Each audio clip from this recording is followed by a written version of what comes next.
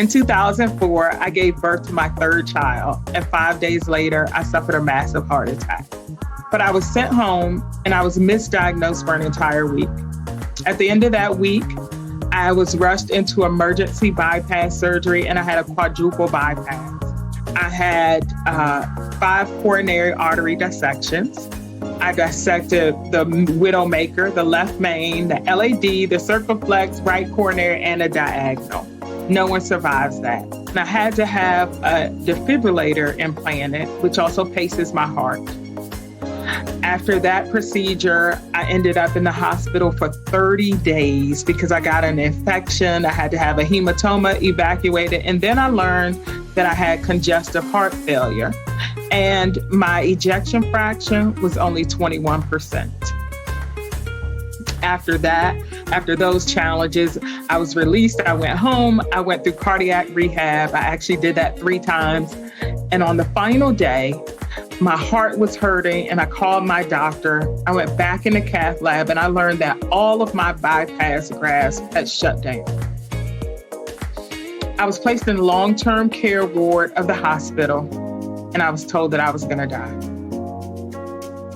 I had a 3rd grader, a preschooler, and a newborn, and that was not an option for me. And so I went into action and I began to advocate for myself. No one wanted to operate on me. And so the doctors asked me to call a family meeting and get my affairs in order. Instead, I called a friend and asked them to bring me makeup, things to do my hair, and my laptop. And instead of calling that family meeting to prepare for my death, I called a reporter to fight for my life. And I held a press conference from my hospital bed. I got myself on the front page of the weekend edition of the DC Examiner. And a few days later, the surgeons came back and said, so many people have asked me about you that I'll take another look at you. I went into surgery again. I had a repeat bypass. I had part of my heart cut off, and I had 15 laser holes drilled in my heart. After fighting for my own life, I vowed that no one else should go through that because I was misdiagnosed for an entire week. I was so excited to be a part of yesterday's symposium because part of my story revolved around health equity. The reason that I was misdiagnosed for an entire week, despite empirical evidence, was because I was not a middle-aged white guy. Because of that delay in treatment, my heart got severely damaged because time is muscle. And so that was particularly challenging. And one of the areas that I'm happy to advocate in is health equity. As an African American woman, to be recognized by one of your own for making an impact in your community is truly, truly a blessing.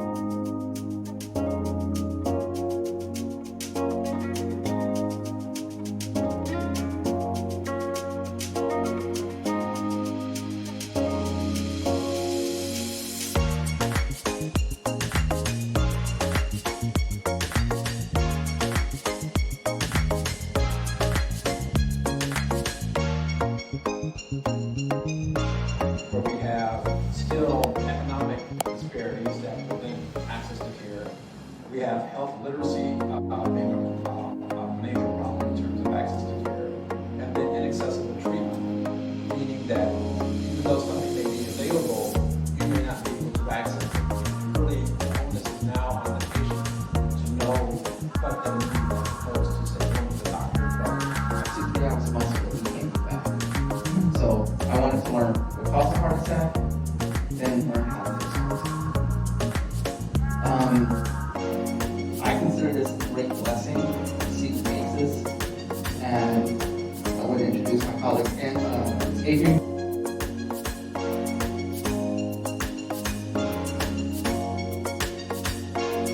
In 2008, I was asked by my girlfriend to take her to the doctor, and I told her yes, I would. She made an appointment, and lo and behold, she made an appointment for me. went to the doctor, had examination, and she came back and told me she needed me to go see a cardiologist right away. So I went to the hospital, was admitted. The next morning they told me that I had a heart attack. I didn't have any signs of anything other than my girlfriend explained to me that I looked tired, and they had to put in a pacemaker and a defibrillator. In 2021, I had my second heart attack, and I started throwing up just at the beginning of COVID. They put stents in. I was a very active person. I didn't go to the doctor if I didn't have no pains. I didn't go to the doctor. It's good to have a good friend that could tell you anything and you don't get upset, and especially when you know it's the truth. And when I tell her that she saved my life, this is not just a cliche, this is a fact.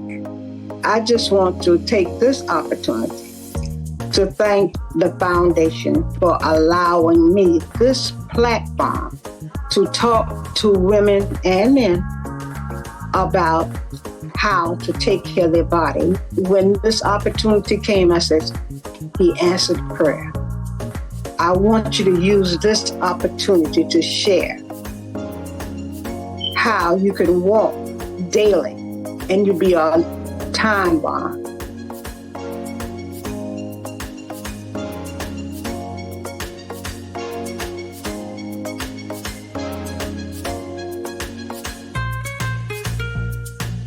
I'm the CEO of Women Heart and have been in the role for about 3.5 years.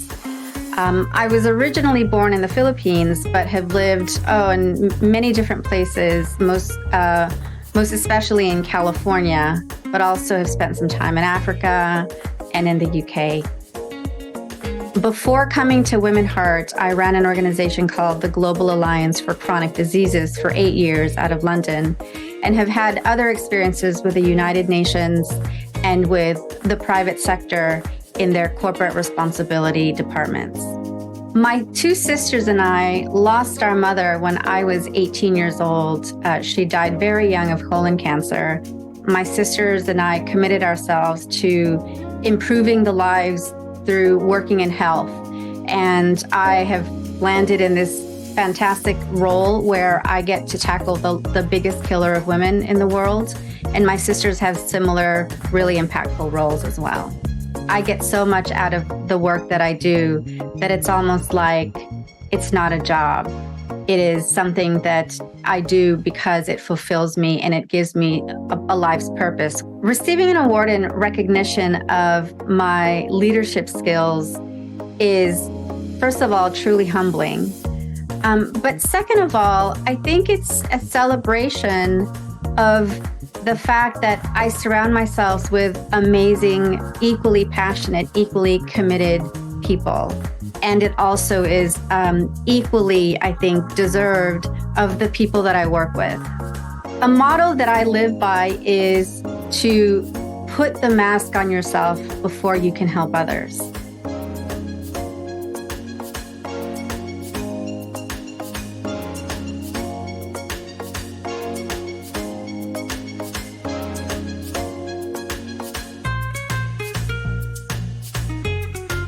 You're looking at someone who has survived 4 cancers by the grace of God, a stroke with right side paralysis, not paralyzed anymore. I went through therapy and the grace of God. It took about 2 years to get out the wheelchair, but I believed in God. If they had not done that echocardiogram and I had gone through with the double mastectomy surgery the next day, no one thinks I would have made it through. You're going to have to be your own advocate because these insurances don't want doctors to bill for anything. I'm going to be 100 with you. So the alteplase, again, is supposed to break up the blood clot. And it was about 15 minutes before the medicine was supposed to be reflushed.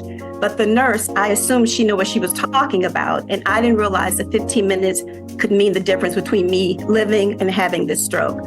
So I want you to know, I love my healthcare team. I love nurses, doctors, everyone, but we're all human and there's human error in medicine.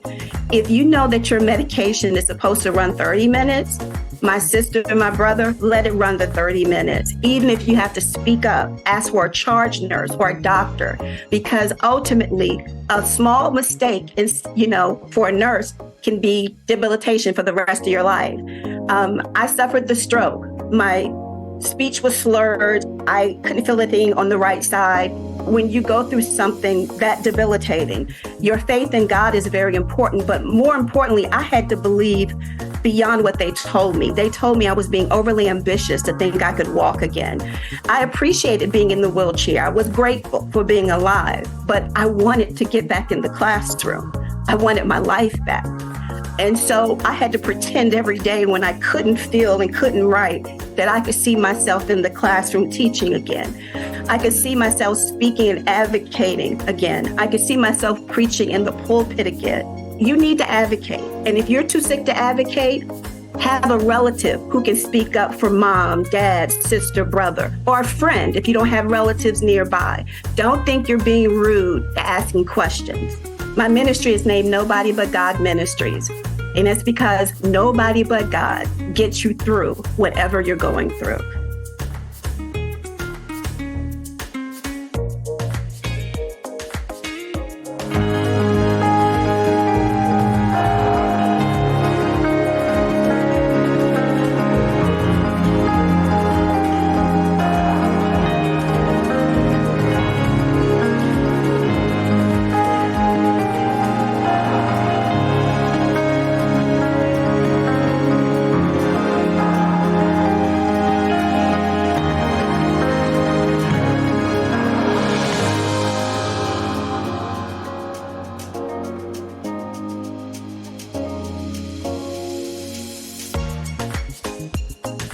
I am the founder and executive director of the Women's Wellness Lounge.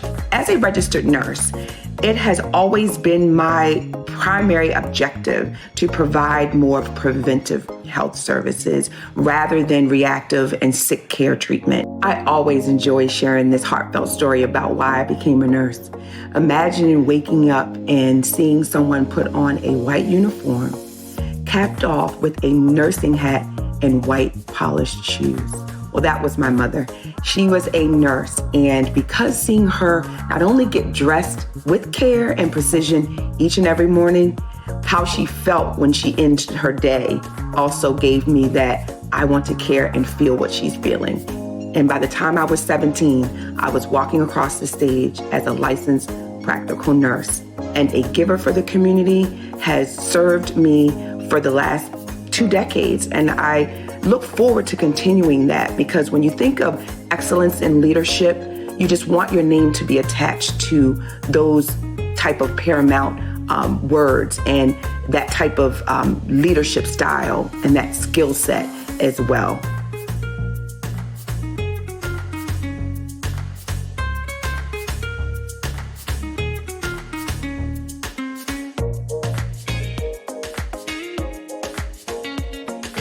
Hi, I recently retired from the University of Maryland, Capital Region Health, as the Corporate Vice President for Clinical Support Services.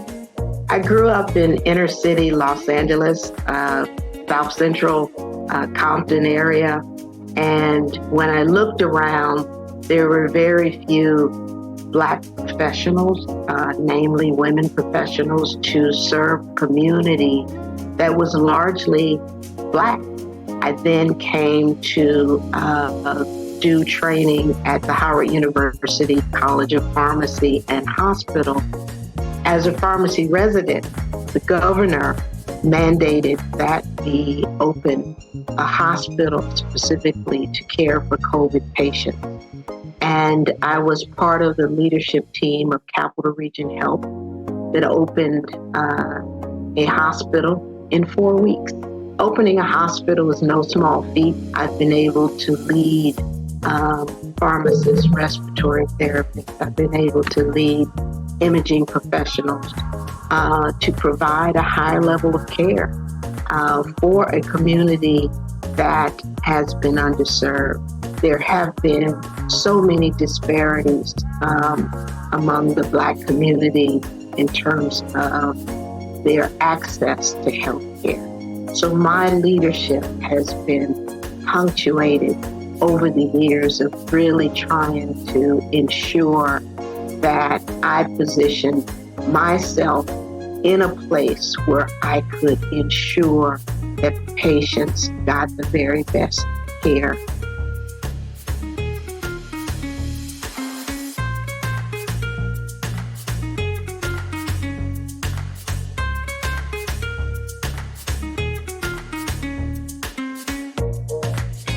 I was awakened. The Lord or my angel, a voice said to me, "Get up, you're having a heart attack." So I got up and got in the shower, got dressed. Then I came and alerted my husband to take me to the hospital. When we got to the hospital at Fort Meade, there was a doctor standing outdoors, and he said, "Hold on just a moment, I get a wheelchair. I can see you're having a heart attack." I've had 4 heart attacks since the initial one. The treatment that they gave me was to insert 3 stents in my upper body, adhere to the medicine, to take it on time, take it religiously, and keep myself hydrated. Then the walking, the doctor said that was the best thing that I could do, was to continue walking. At the age of 85, I started water aerobics because arthritis had set in both my knees, and it was very beneficial. My motivative factor was that if I wanted the Lord to help heal me, I had to do all that I humanly could do to fulfill my part. And my husband was ill, and I wanted to be able to help him. So I had to get myself in order. I can truly say that the Lord heard my prayers because I asked him to help me. I asked him to heal me because he says that he is our healer.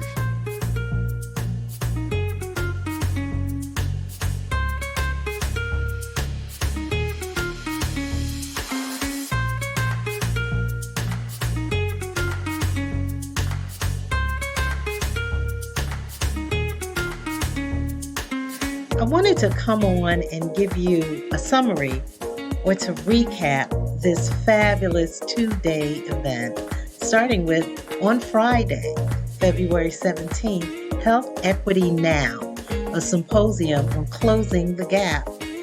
It was a phenomenal event with some great leaders and speakers in the field. But I want to talk particularly about one person. Actually, it was 2 or 3 that came down and happened to be going by and wanted to know what was going on. And we told them about the health symposium we were having. And they just happened to be from the cath lab. The cath lab is where they conduct cardiac catheterizations. And that is when they inject dye in your system to see if there's any blockage anywhere. Well, I had a cardiac catheterization, and so did my colleague, the moderator for the event, Rhonda Monroe. We appreciated their visit so much, and let me tell you, they appreciated us. They cried because they said, we never get to see the faces. We never get to see you guys on the other side. Their work is so important. They see us when we are unconscious. They see us when we are nearly dead. And they conduct the cardiac catheterizations, but they never get to see the outcome of their work. So they cried, and we cried with them to be able to see us and to embrace us. And although they may not have been the ones to conduct the cardiac catheterization on us, they represented the ones that did to both Rhonda and I. That's what it was all about. One of the things one of the technicians said to me was, tell them about the misdiagnosis. Are you telling them about the misdiagnosis? I said, yes, we are. I want you to know how real that is. because a lot of times there's a lot of misdiagnosis until they get to the cath lab. The catheterization tells the real story.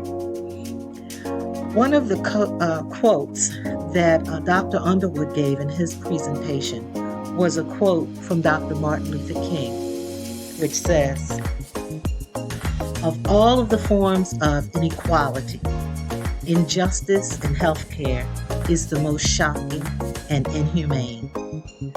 And that's what this event was all about, to address not only the inequalities in the healthcare system, but we came up with action items. We talked about historical injustices, social determinants of health, and healthcare access. So if you weren't there, join along with us in our advocacy efforts through our website, openmyheartfoundation.org, or info@openmyheartfoundation.org. And let me tell you, we had a phenomenal event honoring the heart and stroke survivors, as you saw in the presentation. So get in touch with us, reach out to us. We want to hear from you, how we can make this program better, and we want you to join along with us in our efforts. We received a lot of positive feedback. One of the feedbacks was that people wanted to know a way to give. So here it is. I've outlined ways to give through our QR code and through our website. So please take advantage of those opportunities. We are still very much in fundraiser mode. So please help us reach our goals. And we thank you again for coming, and we look forward to hearing from you. God bless.